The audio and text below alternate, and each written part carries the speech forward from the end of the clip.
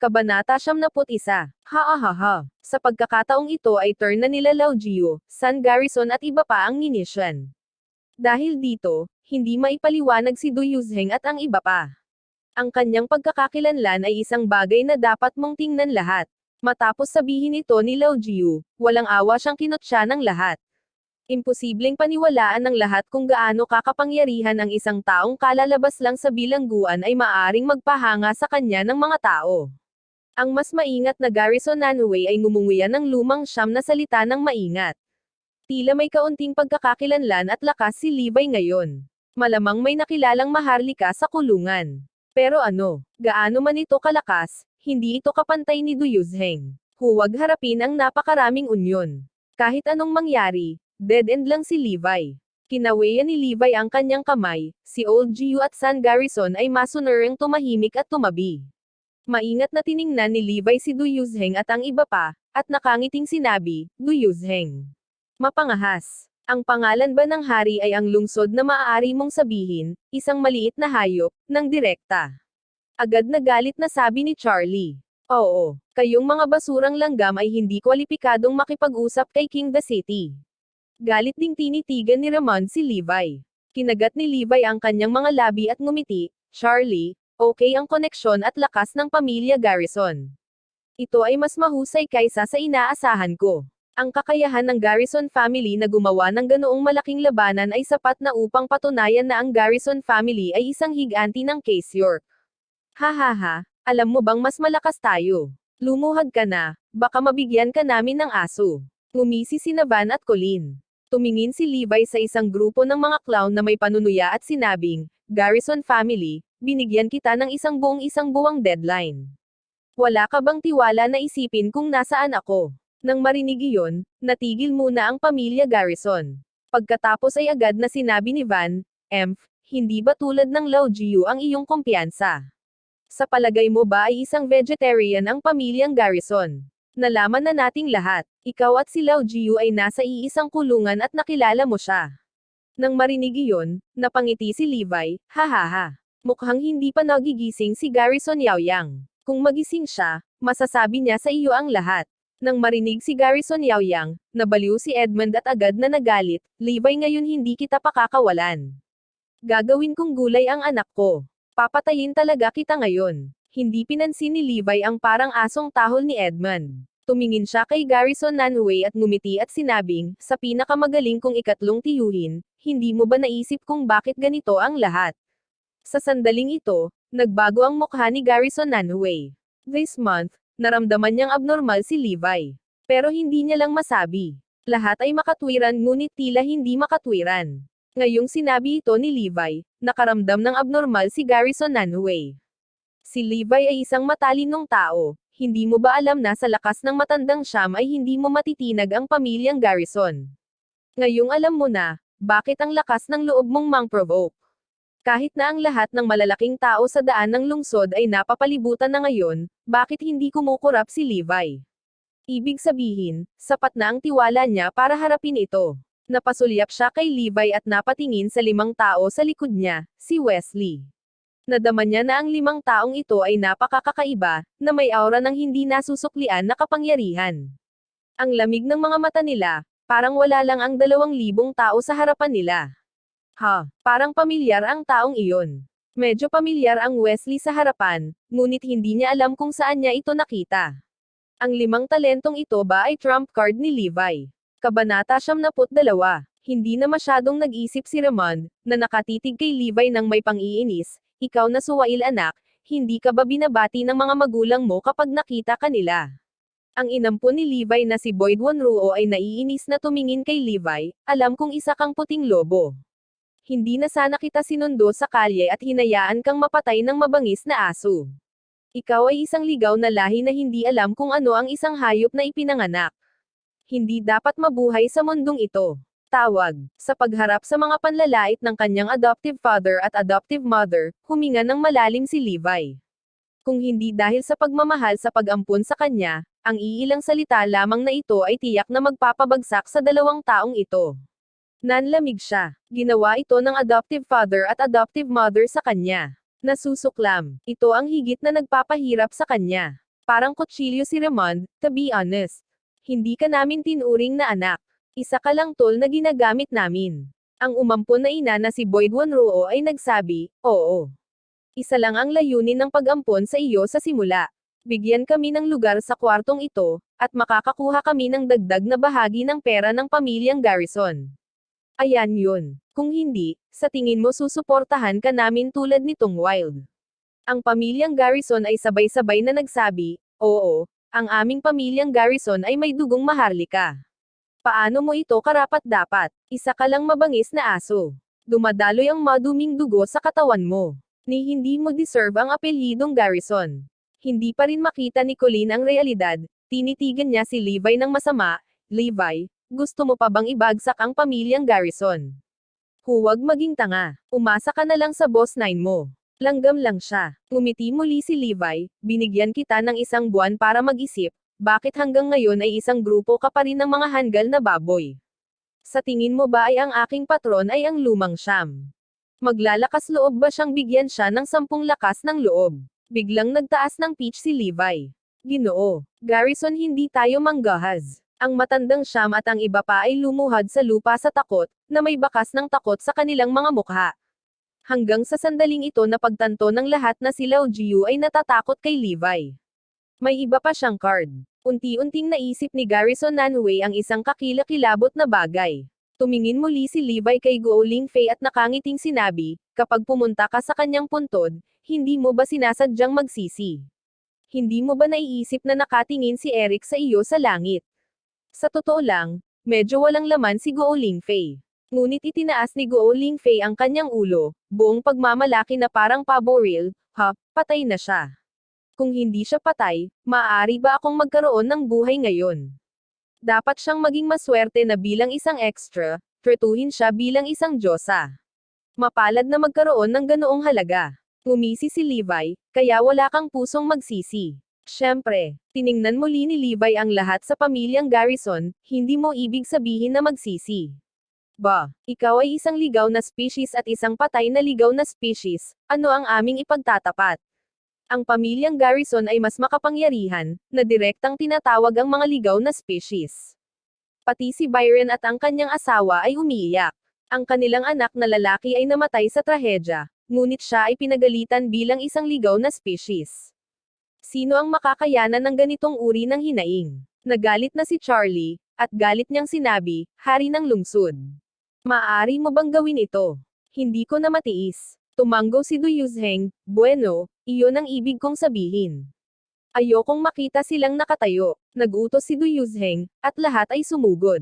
Boom. Ngunit sa sandaling ito, ang tunog ng makina ng kotse ay nagmula sa labas. Napalingon ang lahat at nakitang may paparating na mga sasakyan. Ang pinaka nakakatakot ay may mga sasakyang pulis sa loob. Kabanata 73. Pansamantalang huminto ang mga tulisang ito at sunod-sunod na lumingon. Pagkatapos tingnan, ngumiti si Du Yuzheng at sinabing, talagang hinahangaan si Brother Garrison, may mga darating pa, at ang sasakyan ng pulis. Hinahangaan siya ng network na ito. Gayunpaman, mukhang natulala sina Charlie, Garrison Nanway at iba pang miyembro ng pamilyang Garrison. Sa kawalan kung saan tatayo. Nandito ang lahat ng kontak ng kanilang Garrison family at lahat ng karakter na magagamit nila. Bakit may tao dito? Agad na nagtanong si Charlie, hindi ba't si King ang lungsod ang inimbitahan mo? Napangiti si Du Yuzheng, nagbibiro si Brother Garrison, lahat ng taong inimbitahan ko ay nandito. Oo, nandito lahat ng kontak natin. Sabi ni Garrison, smile ang Buddha at iba pa. Kakaiba iyan. Kanino nang galing ang mga taong ito? Hindi maganda. Biglang may napagtanto, napatingin ang lahat kay Levi. Napakakalmado niya, siguro niyaya niya. Hindi nagtagal, huminto ang mga sasakyang ito sa labas ng enclosure. Una, may ilang tao na sumakay at bumaba sa sasakyan ng pulis. Public Security Director Fu Zujan, Deputy Director Wang Dongsheng, Criminal Investigation Team Captain Qin Jian. Pamilyar na pamilyar si Du Yuzheng sa mga karakter sa system at isa-isang tinawag ang kanilang mga pangalan. Boom! Matapos marinig ang mga pangalang ito, lahat ay tinamaan ng kidlat. Sa partikular, ang mga kutis ng bawat isa sa pamilya Garrison ay nagbago ng husto, lalo na ang mga kutis ni Raymond ay mapatla at halos walang dugo. Bahagyang nanginginig si Van at Colleen. Sa oras na ito, unti-unting bumaba ang ilang tao sa ibang sasakyan. Nang makita ang mga taong ito, halos matakot sa kamatayan sina Du Yuzheng, Garrison at iba pa. Diyos ko, Mayor Dean Porter, Deputy Mayor Fan Jicheng, Shangcheng District Mayor Zia Longfei, unang kalihim na si Cross Xiaoliang, at ang direktor ng Urban Construction Bureau, ang direktor ng Land and Resources Bureau. Mas pamilyar si Du Yuzheng sa mga pinunong ito ng Case York, na isa-isang tinatawag ang kanilang mga pangalan. Sa sandaling ito, nababaliw na siya. Para saan sila nandito? Bagamat kilala si Du Yuzheng bilang King of Case York, isa lamang itong titulo.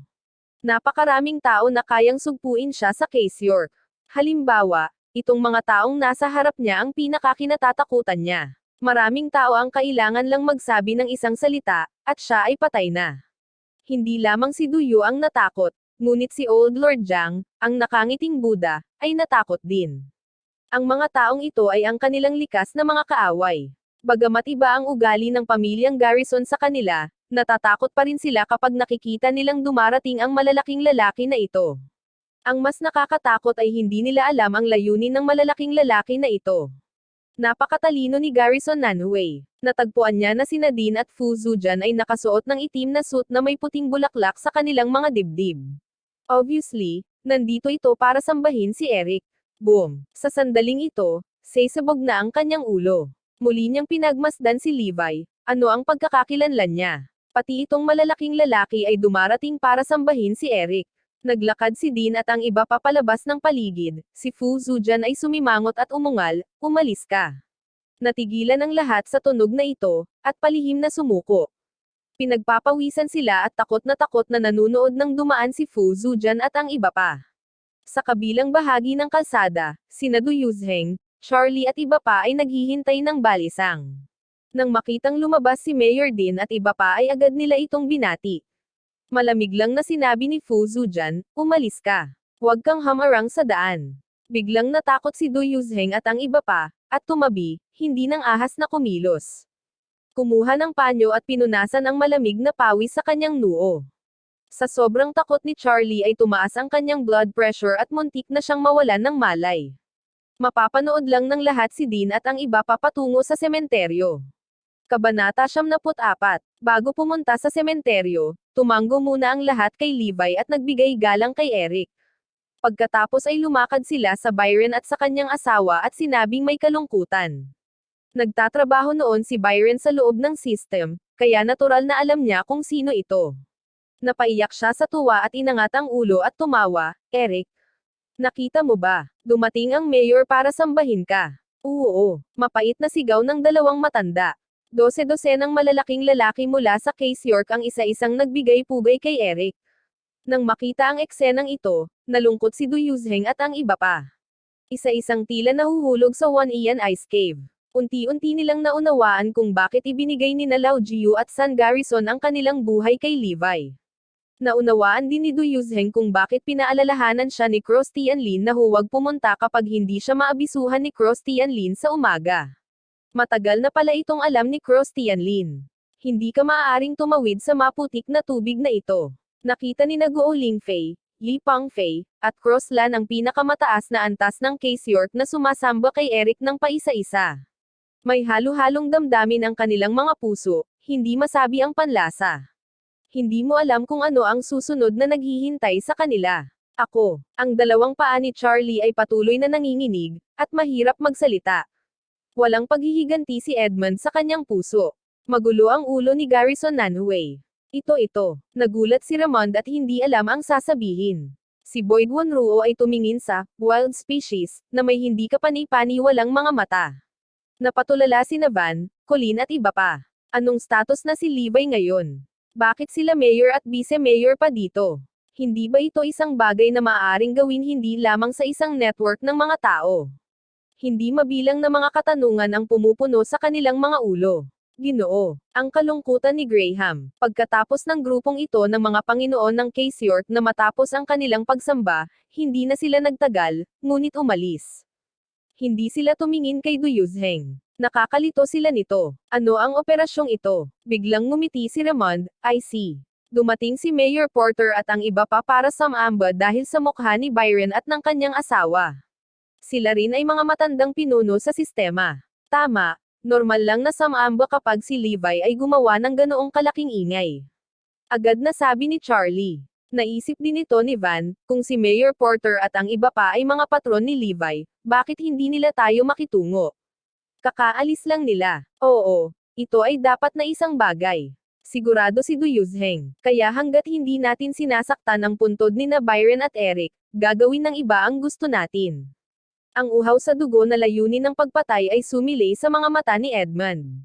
Matagal na niyang gustong patayin si Levi. Ayan yun. Dapat lumuhad si Levi sa harapan ko ngayon. Pinagpag ni Charlie ang kanyang saklay. Nakabawi sa takot ang mga masasamang ito at tumingin kay Levi ng masama. Sa sandaling ito, ikinaway ni Levi ang kanyang kamay, at si Wesley ay lumapit sa kanya. Sabihin mo sa kanila, magsisimula na ang aksyon. Utos ni Levi. Intindihin. Tumanggo si Wesley. Kaagad, naglabas siya ng walkie-talkie at nag-utos, magsisimula na ang aksyon. Nang makita ang pamilyang Garrison na nakatitig sa kanya ng walang laman, ngumiti si Levi sa kanila, pasensya na, matagal na akong naghihintay, narito na ang totoong main course ngayon. Galit na sinabi ni Van, anong mga pakulo ang pinaglalaroan mo, Levi? Mag-tweet, mag-tweet, mag-tweet, kuwit. Kaya lang hindi niya natapos ang kanyang mga salita, at nagpadala siya ng flare sa hangin sa lahat ng direksyon. Boom, boom, boom, kuwit. Nang makita ang mga flare na sumabog sa hangin, lahat ay naliligaw. Kabanata 75. Kahit na ang isang malaking tao tulad ni Du Yuzheng ay hindi pa nakakita ng ganoong eksena. Hindi ko alam kung anong mga mensahe ang ipinahihiwatag ng mga flare na ito. Ngunit mayroong isang grupo ng mga mersenaryo sa kanila, ngunit ang kanilang mga mukha ay biglang nagbago. Sa sandaling nakita nila ang sumiklab, napagtanto nila na may malaking nangyari. Ito ay isang flare na ginagamit ng militar. Hindi, Mr. Garrison, kailangan na nating lumikas sa lalong madaling panahon. Sinabi ng mersenaryong pinuno kay Garrison Nanhui. Naiintindihan lang ni Garrison Nanhui, nakatumbas ng isang club sa bagay na ito, kung ano ang ibig niyang sabihin. Anong bawiin? Hindi ko pa alam kung ano ang nangyayari. Malamig na sabi ni Garrison Nanhui. Kung gayon, i-withdraw natin ito, wala ng pera. Alam ng mga mersenaryo kung ano ang ibig sabihin ng signal flare na ito, at aalis na sila. Hindi na kailangang abutin ang iyong buhay para sa pera. Rumble. Ngunit nang lilikas na sila, biglang may gumagalaw mula sa lupa upang yumanig ang mga bundok, na yumanig sa lahat pataas at pababa. Kitang-kita ng lahat ang buhangin at graba sa ilalim ng kanilang mga paa na bumagsak at nanginginig. Ang pagyanig ay naging mas marahas, at ang ilang mga tao ay nawalan ng mga paa. Para bang isang malaking lindol ang darating. Ang mersenaryong pinuno ay dahan-daang tumingkayad, nakikinig sa kanyang mga tainga sa lupa. Sa isang iglap, biglang nagbago ang mukha niya. Sobra na ito. Noong nakaraan, napapaligiran sila ng daan-daang mersenaryo sa larangan ng digmaan sa gitnang silangan, at ang kilusan ay sapat na malaki. Ngunit ngayon ang kilusan at karanasang narinig niya ay nagsabi sa kanya na ang kilusan ay daan-daang beses kaysa sa daan-daang taong nakilala nila. Kung kalkulahin mo ang bilang ng mga nasa hustong gulang, iyon ay halos 100,000 katao. 100,000 tao. Anong klaseng konsepto ito? Hindi niya maisip. Umuungol. Sa oras na ito, may mga pagsabog ng mababang dagandong sa hangin. Lahat ay tumangala at nakita ang isang fighter plane na dumaraan sa mababang altitude. Nararamdaman na nila ang unos. Ang mga mas eksaheradong mandirigma na ito ay pumila at lumipad sa paligid, umiikot sa kalangitan sa itaas ng lugar na ito. Binibilang ng lahat ang bilang ng mga manlalaban. Kahit daan-daan. Hindi lang iyon, may daan-daang mga helicopter na dumarating sa ibabang airspace, siksikan, nakakubli sa kalangitan. Biglang nagdilim sa harap ng lahat. Ang kapal ng mga eroplanong ito ay nakaharang sa araw. Ang pinakapinalabas ay ang pagdating ng 12 ng malalaking sasakyang pangtransportasyon, na umaaligid sa himpapawid, hindi alam kung ano ang gagawin. Boom! Ang lindol ay lalong nanginginig. Maraming tao ang hindi makatayo. Tingnan mo, sumigaw ang pinakamalabas na tao sa paligid, at lahat ay tumingin sa likuran. Sa dulo ng line of sight, Isa-isang lumitaw ang mga higanti. Matapos itong makita ng malinaw, nawala ang dugo sa mukha ng lahat. Napakaputla ng mukha ng lahat na walang bahid ng dugo. Dahil ang mga higanteng iyon ay mga tank at armored vehicle. Sa lahat ng direksyon, 360 degree ang bukas ng walang mga patay na dulo. Tinansya ng mga mersenaryo na kahit 1,000. Ito ay isang epic battle army. Tingnan mo, nakita ng lahat ang mga interlaced na tank at armored na sasakyan, at ang infantry ay lumitaw sa kanila, napakasiksik na hindi nila makita ang mga ito sa isang sulyap. Ang pagbuo ng tangke ay sinundan ng isang malaking bilang ng mga infantry, na humahakbang sa isang pare-parehong tulen, nanginginig sa lupa. Ang 4 na kolum ay isang regiment. Isang magaspang na pagtatansya, maaari tayong makakita ng 20 regiment. Nakikita natin ang 20,000 tao gamit ang ating mga mata. Ngunit ito ay isang maliit na bahagi lamang. Ang tunay na puwersa ay nasa likod pa rin. Sinusuri ng mga mersenaryo ang lahat mula sa kanilang propesyonal na pananaw. Kabanata 76. 20,000 tao lang ang nakakakita sa mata. Mayroong hindi bababa sa libu-libong mga tangke at nakabaluti na sasakyan. Mayroong libu-libong fighter helicopter. Nang marinig ang nakakagulat na data na ito, ang mga ulo ni Du Yuzheng, Garrison at iba pa ay sesabog na. Ito ay tiyak na hindi isang antas na maaari nilang maabot, higit pa sa isang antas na maaari nilang labanan. Bakit tayo nandito? Masarap bang mamuhay ng maayos? Ang mga gangster sa mga kalsadang ito ay mahina ang mga paa, nanginginig ang kanilang mga katawan, at halos himatayan. Lumabas lang sila para makipag-away. Kailangan mo ba ng mga eroplano, tangke at artillery upang magpadala ng libu-libong tropa? Nang makita ng pamilyang Garrison ang eksena sa kanilang harapan, isang lamig ang damaloy mula sa talampakan hanggang sa langit, na para bang mag-freeze ang kanilang dugo. Sobrang nakakatakot. Bakit biglang sumulpat ang tropa? Paano laruin ito? Anong nangyayari dito? Lubhang madilim ang ekspresyon ni Garrison Nanhui, at ang mga bagay ay papalapit ng papalapit sa pinaka-nakakatakot na resulta na inaasahan niya. Nag-isip sandali si Du Yuzheng at sinabing, magiging military exercise ba ito? Walang laman at angkop ang lugar na ito. Huminga ng malalim si Charlie, palagay ko rin. Nakatanggap din ako ng balita sa umaga na ang isang malaking bilang ng mga sasakyang militar ay gumagalaw sa direksyon na ito. Hamarang. Kung ikukumpara sa kakilakilabot na resultang iyon, mas gugustuhin ng lahat na maniwala na ito ay isang pagsasanay sa militar. Umiling si Garrison Nanhui, hindi naman. Siguradong may kinalaman ito kay Levi. Lahat ito ay puno ng mga karaniwang armas. Hindi ito hollow bullet. Ito ay tunay na mga baril at mga live na bala. Ipinapangako ko. Seryosong sabi ng mercenary leader na si James. Sa karanasan niya at ng kanyang mga nasasakupan, makikita na ang mga tropang ito ay tunay na baril at buhay na bala. Sit-sit. Kaagad, ang mga boses ng lahat na humihigop ng malamig na hininga ay patuloy na narinig. Nagpanik ang lahat ngayon. Rumble. Sunod-sunod na huminto ang mga tangke at armored vehicle nang sila ay 500 metro ang layo mula sa lahat. Gayunpaman, isang malaking bilang ng mga infantrymen ang dumaan sa mga tank at armored vehicle at nagpatuloy sa pagmarcha, tulad ng tubig baha. Takot na takot ako. Ang napakalaking kapatagan na ito ay puno ng mga tao. Ang isang malaking bilang ng infantry ay papalapit ng hakbang-hakbang, at ngayon ang lahat ay nakakakita ng mas maraming tao. Yung nakita natin ngayon lang talaga ay parte lang ng mga tao. Ngayon, mayroon ng hindi bababa sa 40 hanggang 50,000 tao na maaaring magpakita sa ating mga mata. Sinusundan ito ng dobleng lakas. Upang sabihin sa iyo ang kapaspalad na balita, sa pagkakataong ito mayroong 100,000 tao. Sinabi ni James ang katotohanan ito, kahit siya mismo ay desperado. Ang gayong mga puwersa ay ganap na wawalisin ang lahat sa larangan ng digmaan. Nang marinig ang katotohanan ito, ang mga mata ng lahat ay napuno ng katahimikan. 100,000 tao. Iyan ay 100,000 tao. Ako. Ang isang malaking tao na tulad ni Du Yuzheng ay labis na natakot kaya ang kanyang mga ngipin ay nanginginig, at hindi siya umimik ng mahabang panahon. Ang isang malaking bilang ng mga haligi ng infantry ay huminto sa layo na wala pang 20 metro mula sa lahat, na halos ang distansya ng handover. Ang mga sundalong ito ay mukhang malamig, mahigpit na hinawakan ang karaniwang mga sandata na nakakarga sa kanilang mga kamay, at tinutukan ang lahat. Walang duda na hanggat may shuttle, ang pamilyang Garrison at ang naruroon ni Du Yuzheng ay tiyak na babagsak. Sa harap ng mga totoong mandirigma, wala silang kapangyarihan sa pakikipaglaban. Nakikita ang sunod-sunod na malamig na nguso na nakaharap sa kanya. Kaluskos. Inihagis ng mga tulisang ito ang kanilang mga sandata at itinaas ang kanilang mga kamay.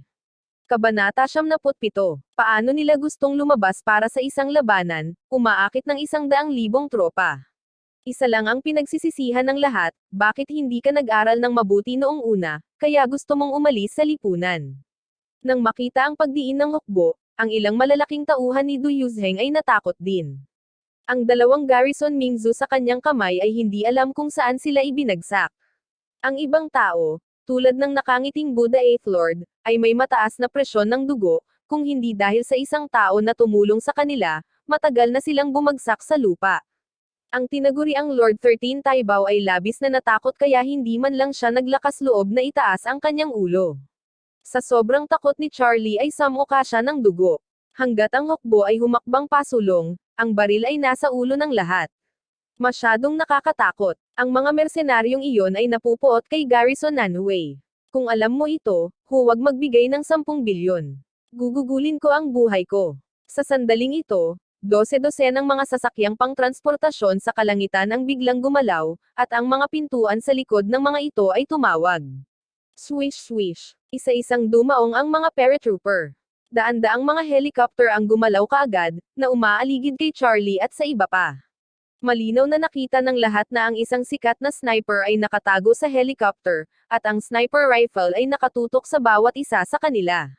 May mga machine gun pa nga, nakaharap sa kanila pagkatapos ayusin ang anggulo. Bumaba ang mga paratrooper mula sa 12 ng mga transport plane sa isang walang katapusang sapa. Pagkalapag, tumalikod sila kay Levi na naka-half-squatting na poster, na nakaharap sa lahat sa pamilyang Garrison, at ang kanilang mga sandata ay nakatutok din sa pamilyang Garrison. Mayroong libu-libong mga paratrooper, at nagkataong binantayan sila sa open space. Rumble. May paggalaw pa sa paligid. Ang mga kariton ng kanyon ay itinulak palabas, ang sangkal ay nakaharap sa langit, hindi alam kung ano ang gagawin. Ngunit ang lahat sa Garrison family at ang puso ni Du Yuzheng ay naging mas malungkot. Napapaligiran sila sa harap at likuran, at ang mga tangke ng mabibigat na baril ay humampas sa kanilang mga leeg. May mga helicopter bombers na nakaharap sa kanila sa himpapawid. Sa pagkakataong ito ay talagang 360 degrees ang nakapalibot sa kanila na walang mga dead end. Grabe, grabe, ang mersenaryong si James at iba pa na hindi muna nakayanan ang pressure. Itinapon nila ang kanilang mga sandata, hinawakan ang mga ito sa kanilang mga kamay, at agad na sinabi, nalinlang tayo ng pamilya Garrison. Wala kaming ginawa. Sa wakas ay nahiga sila sa lupa, hawak ang kanilang mga ulo sa kanilang mga kamay, na mukhang napakahiyang. Kaagad pagkatapos, nag-react si Du Yuzheng at agad na itinuro ang pamilya Garrison at sinabing, lahat ay gawa ng pamilya Garrison. Tinukso nila kami na gumawa ng isang bagay na may 2 bilyong proyekto. Nalilito talaga kami. Hindi ko alam. Nagkamali kami. Nagkamali tayo. Pagkatapos ng mga salita, ang ilang malalaking kapatid ni Du Yuzheng ay sumunod din sa daan ni James, nakahiga sa lupa habang ang kanilang mga kamay ay nakahawak sa kanilang mga ulo. Puff, puff. Kaagad, ang kanilang mga nasasakupan ay nahiga din sa lupa, hawak ang kanilang mga ulo sa kanilang mga kamay. Isa-isa. Kaagad pagkatapos, ang mga security guard, bodyguard, escort, at iba pa na inupahan ng pamilyang Garrison ay lahat ay naghagis ng kanilang mga responsibilidad sa pamilyang Garrison, at sila rin ay sunod-sunod na nakahiga sa lupa. Sa isang kisap mata, mahigit 1,000 tao ang sumuko lahat sa lupa. Tanging ang pamilyang Garrison at si Guo Lingfei ang naiwan. Nagmamasid sila mula sa gilid hanggang sa gilid, alinman sa malamig na mga muzzle o mga taong nakahiga sa lupa. Hindi kung bababa lang sila, o kung hindi sila bababa. Sa di kalayuan, sumigaw si Levi, Charlie. Laking gulat ni Charlie nang marinig ang kanyang pangalan, at ang kanyang buong katawan ay nanlalamig at pinagpapawisan, ang kanyang mukha ay namutla na parang may malubhang karamdaman. Walang magawa siyang tumingin kay Levi sa di kalayuan. Ramon, Boyd Wonruo. Edmund Garrison Nanhui, Van Kuwait, Guo Lingfei, Kuwait. Kabanata 78. Tiningnan ni Levi ang pamilya Garrison at isa-isang tinawag ang kanilang mga pangalan. Ang mga taong ito ay hindi nang ahas na magsalita kay Levi sa sandaling ito, dahil marinig ang pagtawag ni Levi sa kanilang mga pangalan, ito ay parang pagtawag sa kamatayan. Lahat ay nakatingin kay Levi na blanko, iniisip kung ano ang gagawin. Natakot at nataranta ang lahat. Hinawakan ni Levi ang kanyang mga kamay sa kanyang likod at sinigawan ang lahat sa pamilyang Garrison, hindi ba palagi mong hinuhulaan kung ano ang aking hole card? Sinasabi ko sa iyo ngayon, ito ang aking hole card. Ang dakilang hukbo sa harap mo ang aking trump card. Umungol si Levi. Sa sandaling lumabas ang pangungusap na ito, patay na ang pamilyang Garrison. Pumikit si Garrison Nanhui sa kawalan ng pag-asa. Ang mga bagay ay eksaktong kapareho ng kanyang nahulaan. Ang mukha ni Guo Lingfei ay nagyelo, ang kanyang mga ngipin ay nanginginig sa lahat ng oras. Kuwait, sa sandaling ito, isang daanan ang nabuksan sa paligid, at napapalibutan ng mga tao. Isang nasa katanghaliang gulang na lalaki na may 2 bituin sa kanyang mga balikat ay mabilis na naglakad patungo sa sementeryo. Isang tenyente general. Ito ay isang tenyente general. Malaki ang pagbabago sa kutis ng pamilya Garrison. Sinundan ng mga mata ng lahat ang tenyente sa sementeryo. Nakita ko itong tenyente na papalapit kay Levi at sumaludo. Ang Commander-in-Chief ng 1st Army ng Case York Military Region na si Wang ay nag-uulat sa hepe. Ang unang hukbo ay binuo. Mangyaring magbigay ng mga tagubilin mula sa pinuno. Nang makita ang eksenang ito, lahat ay natulala. Ang pagkabigla ay lampas sa mga salita. Iyan ang tenyente general na namamahala sa 100,000 tropa, na talagang tinawag na pinuno si Levi. Ano ang kanyang pagkakakilanlan? Diyos ko, hindi maisip. Ito ay isang malaking pagkabigla sa lahat sa pamilyang Garrison sa sandaling ito, at imposibleng isipin ito. Ito ay mas hindi katanggap-tanggap sa katotohanan ito. Mariing ipinikit ni Garrison Nanhui ang kanyang mga mata. Ang hakbang na ito ni Tenyente General Wang ay katumbas ng isang tunay na paghampas ng kanyang mga iniisip. Sino si Levi? Sige, putukan ang kanyen. Nag-utos si Levi. Sa sandaling iwinagayway ni Wang ang kanyang kamay, 12 ng mga kanyen na nakalagay sa paligid ay agad na nagpaputok ng mga bala ng paputok. Boom, boom, boom. Kuwait, isang round ng cannonball ang nagpaputok, yumanig sa lupa, tulad ng dagandong ng kulog. Ginoo, pupunta na si Eric. Sa sumunod na sandali, 100,000 sundalo ang sabay-sabay na sumigaw. Ang mga tinig ng daan-daang libong mga sundalo ay nagtipon, ito ay ang kulog ng kulog, ang tanawin ay napakalaki, niyanig ang mundo. Muling umiyak si Byron at ang kanyang asawa. Ito ang pinakamataas na kagandahang loob ni Levi upang mapaalis si Eric. Hinarap ni Levi ang puntod ni Eric at tuwang-tuwang sinabi, "Kuya, huli na ang libing." Matapos gawin ang lahat ng ito, dahan-daang lumingon si Levi. Sa sandaling ito, ang 5 miyembro ng Wesley ay nagpalit ng uniporme ng militar, at bawat isa sa kanila ay may bitbit na bituin sa kanilang mga balikat. 5 pangunahing general. Ang mas nakakatakot ay hawak ni Wesley ang isang uniporme ng militar sa kanyang kamay at lumapit kay Levi. Tinulungan ni Major General Zuke na tanggalin ang itim na suit ni Levi at isinuot ang uniporme ng militar para sa kanya. Pagtapos, si Wang at ang lahat ng mga sundalo ay tumingin kay Levi ng may pagtataka. Ang nasa unahan ay ang kanilang immortal na kaluluwa ng hukbo. Ito ang kanilang idolo at ang alamat ng Velador General God of War. Ang mga epaulette ni Levi ay pinalamutian ng 5 bituin. Siya ang nag-iisang 5-star general sa kasaysayan ni Velador. Nang makita ang eksenang ito, hinimatay si Garrison Nanhui. Ang kahangahangang espada ni Levi ay tumuturo sa langit sa sandaling ito, walang kapares. Tumingin siya sa pamilya Garrison at malamig na sinabi, "Remember the day when you went public?" Sinabi ng General God of War na pupunta siya sa party ng hapunan. Tama iyan. Dahil ako ay General God of War. Kabanata 79. Ang mga miyembro ng pamilyang Garrison ay natural na naaalala ang listahan ng pagdiriwang na partido. Noong araw na iyon, ipinahayag ng general na Diyos ng digmaan na siya ay darating. Ngunit ang pamilya Garrison ay labis na nasasabik na naisip niya na ang pamilya Garrison ay babangon sa pamamagitan nito. Ang resulta ay sinira ni Levi. Itinuring ng pamilya Garrison si Levi bilang isang makasalanan sa pamilya. Dahil hinarang ni Levi ang swerte ng pamilya Garrison. Nang maglaon, ang pamilyang Garrison ay gumamit ng iba't ibang mga relasyon upang subukang kumapit sa Diyos ng digmaan, ngunit lahat sila ay tinanggihan. Ang pinaka-nakapagtatakang bagay tungkol sa pamilyang Garrison ay ang General God of War sa Ming at Ming ay dumating na sa hapunan, ngunit hindi ito napansin ng lahat. Ngayon gusto kong maunawaan. Dahil si Levi ay General God of War. Bakit walang prinsipyong gumawa ng malaking kaguluhan si Levi para sa pagdiriwang ng pamilya Garrison?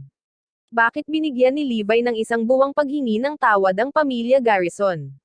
Bakit paulit-ulit na binalaan ni Levi ang pamilyang Garrison? Bakit ang confident ni Levi? Dahil siya ang pinakamataas na general na Diyos ng digmaan.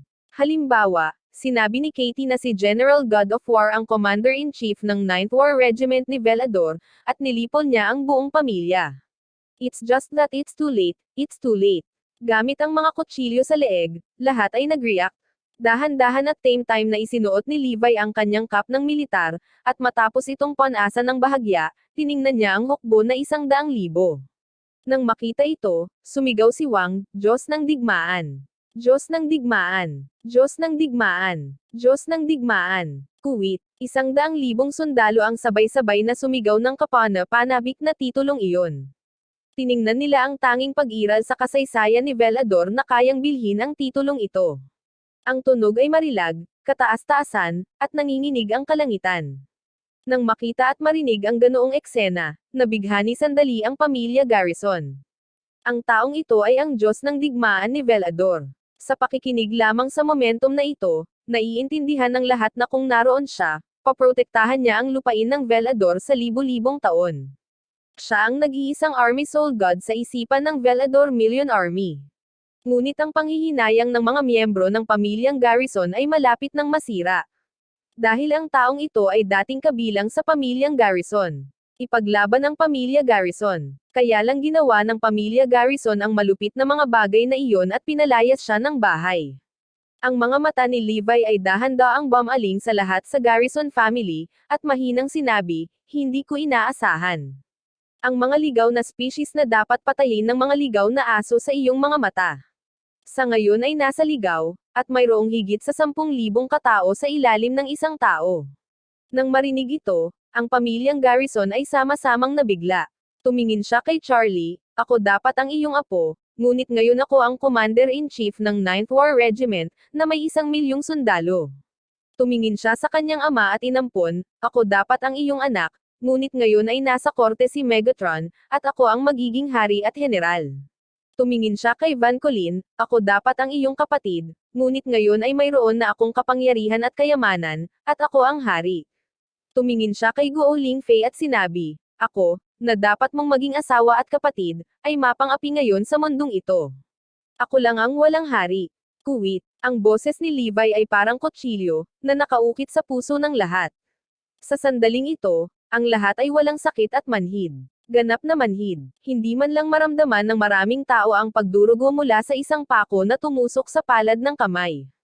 Ano ang namiss nila? Hindi maisip. Ang mga ulo ng lahat ay blanko, walang kapintasan sa pag-iisip tungkol sa isang bagay. Ang iniisip ng pamilyang Garrison, kung hindi nila haharapin si Levi, anong uri ng mundo ang magiging katulad ng pamilyang Garrison? Marahil ay matagal na nitong nadaig ang case York at naging tanging higanti, tama ba? Iniisip ni Guo Lingfei, ano kaya siya kung hindi niya haharapin si Eric noong una? Ang kapatid ng asawa ay makapangyarihan at ipinagmamalaki ni Velador. Siguro siya na ang pinakamarangal na babae sa case York sa mahabang panahon, di ba? Ngunit walang gaanong panghihinayang mga gamot. Ang makaligtaan ay makaligtaan, at kailangang magbayad ng masakit na presyo. Kabanata 100. Biglang nagbago ang kutis ni Levi at umungal, noong pinalaki mo ako, ipinagmamalaki ko ang apelyidong Garrison. Lihim akong nanunumpa na gugulin ko ang aking buhay upang suklian ang kabaitang ito. Ipaglalaban ko itong apelyido. Ipagmalaki ang pamilya Garrison dahil sa akin. Mamaya ginawa ko ang kalahati nito. Noong binalak kong gawing pinakamalakas ang pamilyang Garrison sa case York, paano ka? Ano ang ginawa mo sa akin? Idinisenyo ng aking mga magulang, kapatid na lalaki at hipag, upang ako ay magtaglay ng etikal na kahihiyan. Pinutol ng paborito kong kamag-anak ang mga paa ko at itinapon ako sa basurahan. Na-frame pa ako nito sa kulungan. Ah, paano ang konsensya mo? Puff. Hindi nakayanan ni Charlie ang napakalakas na pressure, at siya ang unang lumuhod sa lupa. Puff, puff, puff. Isa-isang lumuhod sa lupa sina Ramond at iba pa. Hindi nila ito matagalan. Binasa ng malamig na pawis ang damit sa buong katawan at kumapit sa kanya ng mahigpit. Kinakapos sila ng hininga, humihingal pa nga. Tumingin muli si Levi kay Guo Lingfei, nakakatawa na ang kapatid kong si Eric ay palaging itinuturing kang isang diyosa at ikaw ang lahat. Ngunit pinagtaksilan mo siya, at idinisenyo pa na patayin siya. Nang matano mo ang isang mataas na gusali, naisip mo ba ang aking kapatid na si Yon? Pavilion. Ha, sinabi ko pa sa iyo na kapag hindi ka pumunta sa puntod ni Eric para magtapat, mapupunta ka kay Brown Zilong. Itinuring mo ba ang aking mga salita bilang bingi sa tainga? Ako, napaluhod din si Guo Lingfei kasabay ng isang kalabog. Sina Yi Pengfei at Crossland ay natakot umiyak noon pa man. Si Charlie ang unang umamin, nagkamali kami. Nagkamali tayo. Inamin namin ang lahat ng nagawang krimen. Nagkamali din tayo. Nag-confess kami. Isa-isang lumuhod ang iba at nagtapat. Lalo na ang tatlong Guo Lingfei ay yumuko sa sementeryo ni Eric. Boom boom. Nagriring ang bawat isa. Dumudugo ang kanilang mga ulo. Sinabi pa ni Ramond, King's Landing, nagkamali kami. Para sa kapakanan namin ng pag-aalaga sa iyo, hindi mo naaalala ang kontrabida. Patawarin mo kami. Sinabi pa ni Boyd Wanruo, Levi, sa katunayan, palagi na naming tinuturing na anak ka namin. Ngayon hanggat nagsasalita ka, kami pa rin ang iyong mga magulang, at ang pamilyang Garrison ay tahanan mo pa rin. Sinamantala ni Van ang pagkakataong sabihin, oo, King's Landing. Inaanyayahan ka ng magkapatid na sumama muli sa pamilyang Garrison. Kung gayon ikaw ang magiging Panginoon ng pamilyang Garrison. Tama, Lolo. Agad namang sinabi ni Charlie, oo, oo, oo. Hanggat pumunta ka sa bahay ni Garrison sa King's Landing, ikaw ang magiging may-ari ng Patriarch. Sinabi rin ni Edmund, Levi, siya ang may pananagutan sa mga gawain ng iyong kapatid na si Yao Yang.